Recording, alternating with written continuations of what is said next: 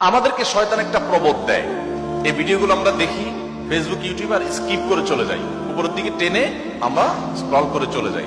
শয়তান আমাদেরকে বলে, তোমার কি করার আছে, তুমি একটা সামান্য, একে তো বাংলাদেশ মতো একটা ছোট্ট দুর্বল দেশ, আবার সে দেশের একজন অতি সাধারণ একজন নাগরিক, একজন নগণ্য মানুষ, তুমি এই আন্তর্জাতিক সমস্যার সমাধান করার মতো ক্ষমতা তো তোমার হাতে নাই, তোমার কি করার আছে?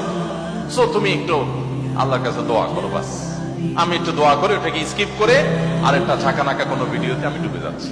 এই না আমাদের অবস্থা? আসলে কি তাই? আমি তো তা মনে করি না। এটা শয়তান আপনাকে মিথ্যা কথা বলে, আপনাকে মিথ্যা সান্ত্বনা দেয়। শয়তান বলে তোমার কিচ্ছু করার নেই। কে বলেছে আপনার কিছু করার নেই? আপনার যে কত কিছু করার আছে সেটা আপনি নিজেও ভাবেন নাই। আল্লাহ তাআলা আপনাকে জিজ্ঞাসা করবেন না তুমি সেখানে সামরিক শক্তি কেন পাঠাও না, কারণ সামরিক শক্তি আপনার হাতে নাই। আল্লাহ আপনাকে এটা জিজ্ঞেস করবেন না। আল্লাহ আপনাকে বলবেন না তুমি মানবিক সহায়তা নিয়ে শত শত হাজার হাজার টন কেন খাবার পাঠাও নাই সেখানে, কারণ এই ক্ষমতা আপনার হাতে নাই।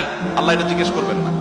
আল্লাহ জিজ্ঞাসা করবেন তোমার হাতে একটা ইহুদি পণ্য তোমার বাসায়, তোমার টয়লেটে, তোমার বেডরুমে, তোমার প্রত্যেকটা জায়গা, কখনো সাবানের নামে, কখনো শ্যাম্পুর নামে, কখনো লোশনের নামে, কখনো চকলেটের নামে, কখনো ড্রিঙ্কস এর নামে, কখনো রেস্টুরেন্টের ফাস্ট ফুডের নামে, তোমার বাসার প্রতিটা কক্ষে কক্ষে, প্রতিটা টয়লেটে তাদের পণ্যগুলো শোভা পেয়েছে। এই পণ্য বেচা টাকা দিয়ে তারা বোমা হামলা করে মানুষ মেরেছে। তুমি শুধুমাত্র তাদের প্রতি সিম্পেথি দেখাতে পারতে, সেটা তো দূরের কথা, উল্টো বরং তুমি সেই বোমা হামলার সঙ্গে জড়িত। তুমি জেনে হোক আর না জেনে হোক, তুমি বুঝে হোক আর না বুঝে হোক, তুমি কিন্তু সেই বোমা হামলার সাথে জড়িত। প্রতিদিন তুমি চাঁদা দিচ্ছ ফিলিস্তিনের মানুষকে হত্যা করবার জন্য। আল্লাহ এই কথা বলবেন? এই কথা বলার যথেষ্ট সুযোগ আছে। প্রতিদিন আপনি চাঁদা দিচ্ছেন। আমি একটা পেস্ট কিনতেছি না, আমি একটা বোমা হামলার জন্য টাকা ইনভেস্ট করছি বা চাঁদা দিচ্ছি।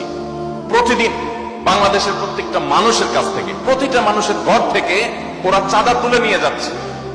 আপনি মনে করছেন মুদি দোকানে গিয়ে আমি মালামাল কিনে আনছি। আল্লাহর কসম করে বলছি এটা মালামাল কিনা না। এটা আপনি দেখছেন মালামাল কিনা, আমি এটাকে মালামাল কিনা দেখছি না। আপনি দেখছেন আপনি পেপসি বা কোকা কোলা বা সফট ড্রিঙ্কস এদের যেগুলো আছে সেগুলো আপনি টকটক করে গিলছেন। আমি দেখছি সেগুলা লাল কালারের ওই পেপসি না, এগুলো হলো ফিলিস্তিনের মানুষের রক্ত। আপনি দেখছেন সেগুলো হয়তো কোক, আমি দেখছি সেগুলো রক্ত। বাংলাদেশের মানুষ এরকম ভুলো জাতি পৃথিবীতে আরেকটা আছে কিনা আমি জানি না। আমরা খুব দ্রুততার সাথে ভুলে যাই। আমরা কাউকে মাথা তুলতেও দেরি করি না, আবার মাথা থেকে আছাড় দিতেও আমরা দেরি করি না। এটা আমাদের একটা দুর্বলতা। আমাদের এই দুর্বলতাটা আমাদের কাটিয়ে ওঠার চেষ্টা করা দরকার। আমরা কয়দিন খুব জোরে সোরে বয়কট করে এরপরে আবার আমাদের সবকিছু সয়ে যায়। এক ভাই